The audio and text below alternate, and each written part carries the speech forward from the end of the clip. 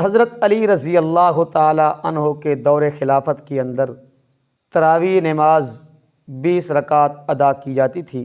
حضرت ابو عبد الرحمن سلمہ رحمۃ اللہ علیہ فرماتے ہیں کہ حضرت علی رضی اللہ تعالی عنہ نے رمضان المبارک کے مہینے کے اندر قراء حضرات کو بلوایا۔ جب سارے قراء حضرات جمع ہو گئے تو حضرت علی رضی اللہ تعالی عنہ نے ایک کو امام مقرر کیا، ایک کو حکم دیا کہ کیا کرو تم ان کو کیا پڑھاؤ، نماز تراویح پڑھاؤ۔ اور حضرت ابو عبد الرحمن رحمۃ اللہ علیہ فرماتے ہیں کہ حضرت علی رضی اللہ تعالی عنہ خود وتر پڑھایا کرتے تھے۔ کیا؟ خود وتر پڑھایا کرتے تھے۔ جو حضرت علی کے دعوے دار ہیں ان کو مشکل کشا مانتے ہیں، وہ کہتے ہیں کہ نماز تراویح ہے ہی نہیں، اعتکاف ہے ہی نہیں۔